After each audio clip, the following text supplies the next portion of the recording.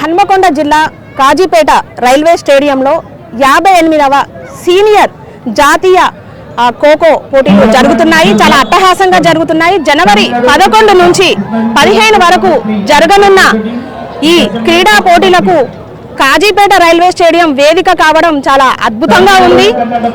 తెలంగాణ రాష్ట్రంలోనే ఎన్నడూ లేని విధంగా ఈ కాజీపేట రైల్వే స్టేడియంలో గ్రామీణ క్రీడలను ప్రోత్సహించే దిశగా Telangana oil fed corporation chairman మరియు తెలంగాణ ఖోఖో అసోసియేషన్ అధ్యక్షుడు జంగా రాఘవరెడ్డి గారు ముందంజ వేశారు. దీనికి సంబంధించిన మరింత విశేషాలను వారిని అడిగి తెలుసుకుందాం.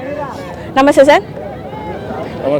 ఖోఖో అంటే ఖోఖో అనగానే మనకు ముందుగా గుర్తుకొచ్చేది గ్రామీణ క్రీడలు. ఇట్లాంటి క్రీడలను వరంగల్ జిల్లా వేదికగా నిర్వహించడంలో మీ ఉద్దేశం ఏంటి? నేను చైర్మన్ అక్క, నేను తెలంగాణ చైర్మన్ కాబట్టి తెలంగాణ హైదరాబాద్లో చేయమని చెప్పి అడిగారు. లేదు నేను తెలంగాణ వాసిని, కాజీపేట వాసిని, నా కాజీపేటలో చేసుకోవాలనే లక్ష్యంతో కాజీపేటలో చుట్టుపక్కల గ్రామాలు ఉంటాయి. ఈ గ్రామాలు దాదాపు మత్తు ప్రాణాయాలకు లగ్జరీకి అలవాటు పడుతూ ఉన్నారు. ఈ ప్రాంతాల్లో ఫేస్బుక్ వాట్సాప్లకి పరిమితం అవుతూ ఉన్నారు. గ్రామీణ ప్రాంతంలో ఉన్నటువంటి ఈ గేమ్ను గ్రామీణ ప్రాంత ప్రజలకు ఒక దిక్సూచిగా కనపడే రీతిలో తీసుకుపోవాలనే లక్ష్యంతో ఈ కాజీపేటలో పెట్టడం జరిగింది. ఇక్కడికి 1500 మంది క్రీడాకారులు వచ్చారు. 500 మంది ఇలా టెక్నికల్ పర్సన్స్, అదేవిధంగా అఫీషియల్స్ వచ్చారు. వాళ్ళందరికీ బ్రహ్మాండంగా దేశంలో ఎక్కడ లేని విధంగా మన రాష్ట్రంలో మన ముఖ్యమంత్రి గారి ఆదేశాల మేరకు, పర్మిషన్ మేరకు రేవంత్ రెడ్డి గారు కూడా మనకు తెలుసు, మనకు ఆయన మంచి ఫుట్బాల్ ప్లేయరు. అదేవిధంగా మన వాకాటి శ్రీహరి గారు మంత్రివర్యులు, వాళ్ళు మంచి రంజిత్ ప్లేయరు. ఈ విధంగా రాష్ట్రంలో కాంగ్రెస్ పార్టీ అధికారంలోకి వచ్చిన తర్వాత మొట్టమొదటిసారి బిల్లులో ఇలా 300 కోట్లు ఓన్లీ స్పోర్ట్స్కి పెట్టడము. అదేవిధంగా మన కాజీపేటలో ఇవాళ ఉనుకుచెర్లలో స్టేడియంకి 25 ఎకరాల భూమి కేటాయించడము. అదేవిధంగా మన హన్మకొండలో ఇలా స్కూల్ ఏర్పాటు చేయడము, ఇలా స్పోర్ట్స్ స్కూల్ ఏర్పాటు చేయడము. అదేవిధంగా మన స్టేడియంలో 1,50,00,000 ఇలా ఖోఖో మినీ స్టేడియంను ఏర్పాటు చేయడము. ఇవన్నిటి దృష్టిలో చూసుకుంటే 10 సంవత్సరాల టీఆర్ఎస్ పరిపాలనలో ఒక్కటి కూడా చేయలే. అదే కాకుండా మన పిల్లలకు విద్యార్థులు పీటీస్ పెట్టిన ఖర్చు కూడా 1,20,00,000 రూపాయలు మా ఖోఖో అసోసియేషన్కి వేయాలని చెప్పి ఈ సందర్భంగా మీకు తెలియజేస్తా ఉన్నాం. అందుకోసమే రానున్న తరానికి ఒక దిక్సూచిగా, యువతరానికి ఒక దిక్సూచిగా గ్రామీణ ప్రాంతాలను అభివృద్ధి చేయడం కోసం, యువతరాన్ని ముందుకు తీసుకురావడం కోసమే ఈ కార్యక్రమం చేపట్టామని చెప్పి ఈ సందర్భంగా మీకు మనం చేస్తా ఉన్నాం. ఇంకొకటి మర్చిపోవద్దు, ఖోఖో అంటే అన్ని క్రీడలలో మంచి కిక్ గేమ్ ఉన్న గేమ్. ఇప్పుడు క్రికెటర్ మా గేమ్ ప్రాక్టీస్ చేస్తాడు, ఫుట్బాల్ ప్లేయర్ మా గేమ్ ప్రాక్టీస్ చేస్తాడు, ఇలా కబడ్డీ ప్లేయర్ మా ప్రాక్టీస్ చేస్తాడు. అలాంటిది కిక్ గేమ్ మా ఖోఖోనే. ఇక్కడికి 29 రాష్ట్రాల నుంచి ఇక్కడికి వచ్చారు. దాదాపు 79 మ్యాచెస్ వచ్చాయి. వాళ్ళందరూ కూడా మీరందరూ గమనించవచ్చు. మంచి అకామిడేషన్, మంచి ఫుడ్, మంచి ట్రాన్స్పోర్ట్. ఏ స్టూడెంట్ని అడిగినా, ఎవరిని అడిగినా మీకు చెప్తారని చెప్పి సందర్భంగా మీకు తెలియజేస్తా ఉన్నాం. ఓకే, అంటే కాజీపేట రైల్వే స్టేడియం ఒకప్పుడు చూడడానికి అంటే మామూలుగా చాలామంది తెలియదు, తెలిసినా కూడా ఈ స్టేడియంలో అసలు గేమ్స్ ఆడతారా, స్పోర్ట్స్ నిర్వహిస్తారా అనే ఉద్దేశంలో ఉండేవాళ్ళు. అట్లాంటిది అంటే మామూలుగా ఇట్లాంటి స్పోర్ట్స్ సంబంధించిన ఏదైనా కూడా హైదరాబాద్ కేంద్రంగానే నిర్వహిస్తారు. ముఖ్యంగా మీరు ఈ వేదికను ఎంచుకోవడానికి కారణం ఏంటి? ఈ ప్రాంత వాసిని, ఇక్కడ నుండే నేను రాష్ట్ర చైర్మన్ చేస్తున్నా, ఈ జిల్లాకు ప్రెసిడెంట్ 25 సంవత్సరాలు చేసిన, ఈ ప్రాంతంలో నా ప్రాంత ప్రజలకు ఉపయోగపడాలనే ఆశతోనే ఈ కార్యక్రమాన్ని చేపట్టాం. ఇది ఎవరికి గుర్తులేని స్టేడియం కాదు. కాజీపేట స్టేషన్ అంటేనే ఏషియాలో నెంబర్ 1. కాజీపేట స్టేషన్ అంటే, రైల్వే స్టేషన్ అంటే చాలా బిగ్గెస్ట్ స్టేషన్. ఇప్పుడు కొంచెం బీజేపీ ప్రభుత్వం వచ్చినాక ఇట్లా తక్కువ చేశారు తప్ప ఇలా బిగ్గెస్ట్ స్టేషన్ రైల్వే స్టేషన్. దీన్ని మర్చిపోవద్దు ఎప్పుడు కూడా, ఎందుకంటే ఇది కాశీపేట స్టేషన్. కాశీపేట అది గుర్తుంచుకోవాలని చెప్పి సందర్భంగా తెలియజేస్తాం. ఓకే, ఇప్పుడు అంటే రాష్ట్రంలో ఏ ప్రభుత్వం అధికారంలో ఉన్నా కూడా స్పోర్ట్స్ సంబంధించి ఎక్కువ పట్టించుకోలేదని మీరు అంటున్నారు, క్రీడాకారులను కూడా. ఇప్పుడు తెలంగాణ రాష్ట్రంలో సీఎం రేవంత్ రెడ్డి సర్కార్ ఆధ్వర్యంలో గ్రామీణ క్రీడలకు ప్రాధాన్యత ఇస్తున్నారని చెప్తున్నారు. ఇంకా ఈ ఖోఖోనే కాకుండా ఇంకా మిగతా ఆటలు ఉన్నాయి కదా, వాటిని కూడా బయటకు తీస్తారా? వాటిని తప్పకుండా కబడ్డీ, వాలీబాల్, హ్యాండ్బాల్ అన్ని గేమ్లను కూడా బయటకు తీస్తారు. మీకు తెలుసు కూడా ఫుట్బాల్ కూడా మర్చిపోయిన అందరూ, అలాంటిది ఫుట్బాల్ కూడా బయటకు తీశారు. ఈ విధంగా మీరు అన్ని చూస్తూ ఉన్నారు.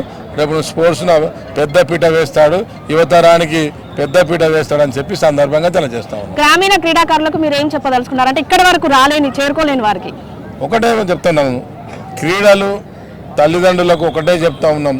ఒక పూట అన్నం తక్కువ పెట్టినా పర్లేదు, ఒక పూట అన్నం తక్కువ తిన్నా పర్లేదు.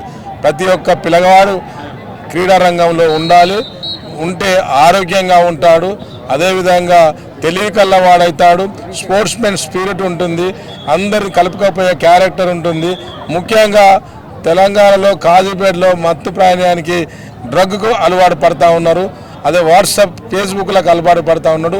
దాని నుండి దూరంగా ఉంటారని చెప్పి మీ పిల్లల భవిష్యత్తు ముందుకు పోతుందని చెప్పి ఈ సందర్భంగా తెలియజేస్తా ఉన్నా. మీరందరూ ఏ గేమ్ ఆడుతారో, నేను ఖోఖో ఆడమని చెప్తలేను, ఫుట్బాల్ ఆడండి, మీరు కబడ్డీ ఆడండి, హ్యాండ్బాల్ ఆడండి, షటిల్ ఆడండి, ఏదన్నా ఆడండి. ఏదో ఒక క్రీడా రంగం, లేకపోతే ఎన్సీసీలోనైనా ఉండండి, ఏదో క్రీడా రంగంలో ఉండాలని చెప్పి నేను మనసారా వాళ్ళని కోరుకుంటున్నా. తల్లిదండ్రులు కూడా ఆ దిశలో ప్రయాణించాలని కూడా కోరుకుంటున్నా. అంటే సామాన్యంగా ఇప్పుడు మనం చూసుకుంటున్నాం, ఒకప్పుడు అంటే ఊళ్ళల్లో పిల్లలు ఆడుకోవడానికి స్వేచ్ఛనిచ్చే పేరెంట్స్ ఉండే, ఇప్పుడు అట్లాంటి కల్చర్ కనబడట్లేదు. ఇంకొక విషయం చూసుకుంటే స్కూళ్ళల్లో కూడా ఈ ఆటలు ఆడిపించే గ్రౌండ్స్ ఉండట్లేదు. అట్లాంటి వాళ్ళకి ఏం చెప్తారు స్కూల్ యాజమాన్యాలు? నేనైతే మా ముఖ్యమంత్రి గారికి ఒకటే చెప్తా ఉన్నా, ఎక్కడైతే స్కూల్స్లో ప్లే గ్రౌండ్ లేదు, ఫిజికల్ డైరెక్టర్ లేరో ఆ స్కూల్ను మూసేయాలని చెప్తా ఉన్నా. తప్పకుండా ఏ స్కూల్కు గ్రౌండ్ ఉండాలి, వాళ్ళకు ఒక పీఈటీ ఉండాలి, వాళ్ళకు అన్ని సదుపాయాలు ఆడుకోవడానికి ఇవ్వాలని చెప్పి మా సీఎం గారిని కోరుతా ఉన్నాం. Thank you. మొత్తం అంటే ఈ ఖోఖో సీనియర్ జాతీయ పోటీలలో మొత్తం 29 రాష్ట్రాలు పాల్గొన్నాయి. మీరు ఎక్కడి నుంచి వచ్చారు? మాది మల్లంపల్లి మేడం. నా పేరు అఖిల, నేను తెలంగాణ టీం క్యాప్టెన్ని. నేను 20 నేషనల్స్ పైగా ఆడాను. అంటే 20 నేషనల్ ఆడిన దగ్గర ఇలాంటి టోర్నమెంట్స్ అయితే ఎక్కడ కండక్ట్ చేయలేదు. మన ఇండియాలో నేను గేమ్ స్టార్ట్ చేసిన కానుండి ఇంత పెద్ద ఎత్తున టోర్నమెంట్ ఎక్కడ కండక్ట్ చేయలేదు. అకామిడేషన్ కానీ, ఫుడ్ కానీ, గ్రౌండ్స్ కానీ, లైటింగ్స్ కానీ, ట్రాక్ షూట్స్ కానీ అందరికీ అన్ని విధాలుగా ఇది చేస్తున్నారు మ్యామ్. దీనికి కారణం మన జనరల్ సెక్రటరీ నాతి కృష్ణమూర్తి సార్ గారు. మళ్ళీ మెయిన్ థింగ్ అనేది మన ప్రెసిడెంట్ సార్ జంగరాఘవరెడ్డి సార్ గారి ఆధ్వర్యంలో ఇంత పెద్ద ఎత్తున కండక్ట్ చేయడం అంటే తెలంగాణలో ఇంత పెద్దగా టోర్నమెంట్ కండక్ట్ చేస్తారని మేము అసలు ఎక్స్పెక్ట్ చేయలేదు. 3 crores పెట్టి ఈ టోర్నమెంట్ కండక్ట్ చేస్తున్నందుకు చాలా హ్యాపీగా ఉంది మ్యామ్. ఇండియాలో ఇలాంటి టోర్నమెంట్స్ ఎక్కడ కండక్ట్ చేయలేదు మ్యామ్. లైఫ్ అంటే ఫ్యూచర్ లో కూడా చేస్తారో చేయరో కూడా తెలియదు మ్యామ్. అంత ఘనంగా చేస్తున్నారు మ్యామ్. అంటే మీకు అంటే దీని వెనకాల ఎట్లాంటి శ్రమ ఉంటుంది? శ్రమ అంటే మేము 45 days నుండి క్యాంప్ చేస్తున్నాం మ్యామ్. ఆసిఫాబాద్ లో క్యాంప్ చేసినాం మ్యామ్.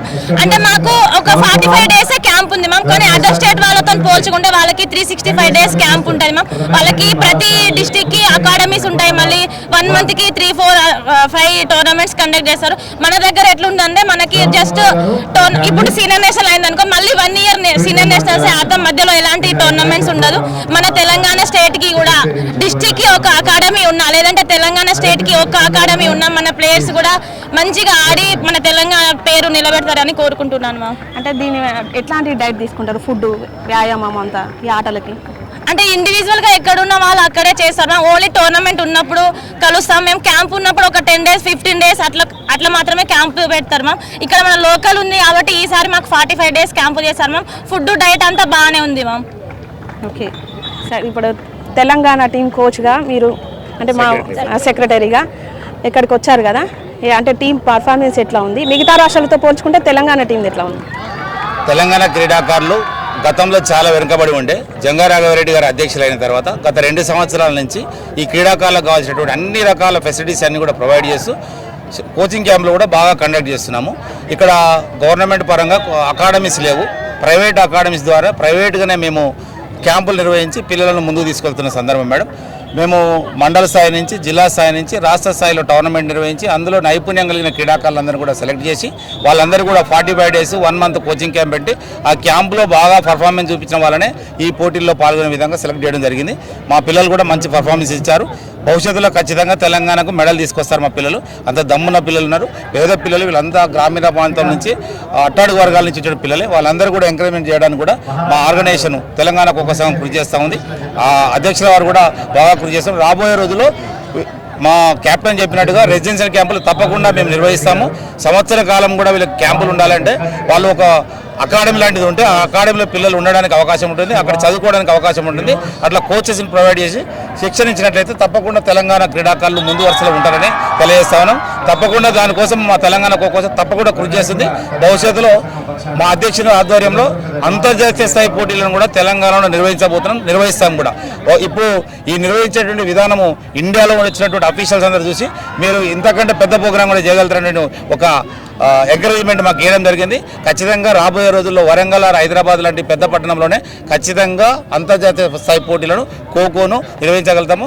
అన్ని దేశాలను కూడా ఈ ప్రాంతాన్ని తీసుకొచ్చే ప్రయత్నం కూడా వచ్చే 2 సంవత్సరాల్లో ఖచ్చితంగా ఫిల్ఫిల్ చేస్తామని కూడా ఈ సందర్భంగా అంటే జాతీయ స్థాయి ఖోఖో అసోసియేషన్ సౌజన్యంతో ఈ Telangana kho kho association chairman president Janga Raghava Reddy అన్ని తానే ఈ కార్యక్రమాన్ని నిర్వహిస్తున్నారు అనుకుంటున్నారు ఈ 5 రోజుల ప్రోగ్రామ్ని. అవును మేడం, రాఘవరెడ్డి గారే అన్ని రకాల ఫెసిలిటీస్ కానీ అన్ని రకాల ఖర్చులు వారే భరిస్తూ ఈ టోర్నమెంట్ నిర్వహిస్తూ ఉన్నారు. మాకు ఎంత స్పాన్సర్షిప్ దొరికినా చాలా తక్కువ స్పాన్సర్షిప్ దొరికింది. కానీ 3 కోట్ల రూపాయలు ఖర్చు పెట్టి ఇంత పెద్ద ప్రోగ్రామ్ చేసే క్రమంలో 20 లక్షలు 10 లక్షలతో అయ్యేది కాదు. ఒక ఫుడ్కే 63 లక్షల రూపాయలు భోజనానికి అయింది పిల్లలకు. ఈ లైటింగ్ ఒక 30 లక్షలు ఖర్చు పెట్టి ఇంత గొప్ప, నాకు తెలిసి ఇండియాలో మొదటి టోర్నమెంట్. ఇట్లా బయట ఓపెన్ టవర్ లైటింగ్ పెట్టి ఇండోర్లో జరుగుతుంది టోర్నమెంట్. స్టేడియం లోపల ఇండోర్లో నిర్వహిస్తారు టోర్నమెంట్. కానీ అవుట్డోర్లో ఇట్లా టవర్ లైటింగ్ ఏర్పాటు చేసి టోర్నమెంట్ ఎక్కడ కూడా నిర్వహించాలి. మొట్టమొదటిసారిగా టవర్ లైటింగ్ తోటి ఖోఖో పోటీలు ఎట్లా నిర్వహించవచ్చు అని మా అధ్యక్షులు నిరూపించారు. దానికి మా ఖోఖో ఫెడరేషన్ ఆఫ్ ఇండియా వాళ్ళు కూడా చాలా ఇంప్రెస్ అయ్యారు. ఇలా నిర్వహించవచ్చు టోర్నమెంట్ అని తెలంగాణ వాళ్ళు చూపించాలని ఇంప్రెస్ అయ్యారు. భవిష్యత్తులో మా తెలంగాణ క్రీడాకారులు, మా తెలంగాణ ఆర్గనైజేషన్ చూపించిన విధానాన్ని మిగతా రాష్ట్రాలు కూడా పాటించడానికి డిస్కషన్ జరుగుతుంది స్టేజ్ మీద మిగతా రాష్ట్రాల నుంచి వచ్చే సెక్రటరీని తెలియజేస్తున్నాం మేడం. ఓకే సార్, అంటే ఇప్పుడు మహిళలు పురుషుల జట్లు ఇక్కడ పాల్గొన్నాయి కదా, ముఖ్యంగా అమ్మాయిలకు మీరు ఏం చెప్పదలుచుకున్నారు ఇట్లాంటి గ్రామీణ క్రీడల విషయంలో? ఆటలకు పిల్లలను ఎంకరేజ్ చేసిన పేరెంట్స్ తక్కువ ఉంటుంది మేడం. ఏ పేరెంట్ని తీసుకున్నా కూడా బాగా చదవండి, బయటికి వెళ్ళొద్దు, ఆడొద్దని ఏం చేస్తారు. కానీ ఆడపిల్లలు ధైర్యంగా గ్రామీణ అట్టడుగు వర్గాల నుంచి ఎక్కడో గ్రామీణ మారుమూల ప్రాంతాలు, ఆదిలాబాద్ లాంటి, ఆసిఫాబాద్, ఉట్నూరు లాంటి అట్లాంటి ప్రాంతాల నుంచి కూడా ఇక్కడ క్రీడాకారులు మారుమూల నుంచి వచ్చి పాల్గొనడం జరిగింది. వాళ్ళందరూ కూడా వాళ్ళు ఎంకరేజ్ అయిన పేరెంట్స్ కూడా ధన్యవాదాలు తెలియజేస్తున్నాం.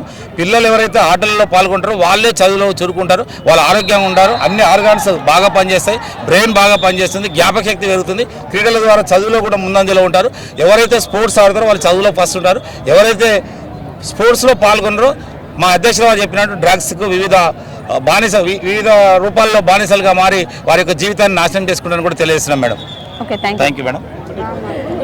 మీరు చెప్పండి, అంటే ఈ ఖోఖో ఆటలు అనేది మనం ఊళ్ళల్లో ఆడుకునే ఆటలాగానే చాలామంది అనుకుంటారు. ఎక్కువ శాతం క్రికెట్ కానీ వాలీబాల్ ఇట్లాంటివి ఎక్కువ ఫోకస్ అవుతుంటాయి.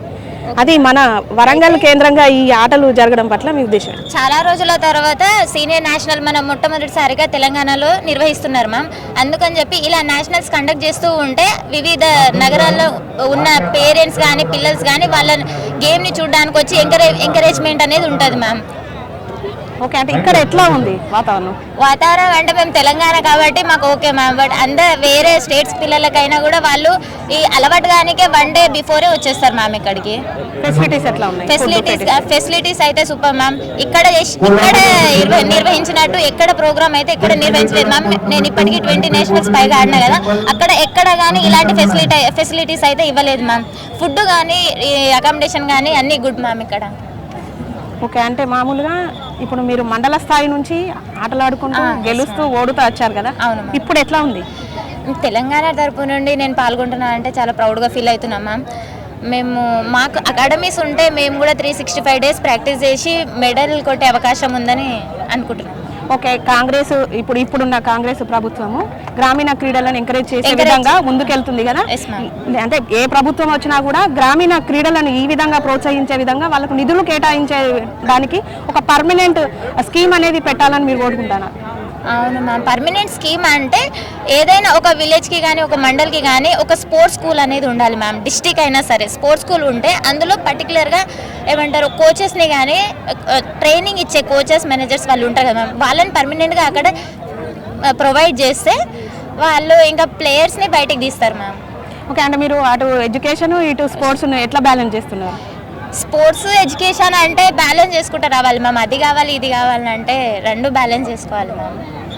Okay, thank you ma'am. Thank you.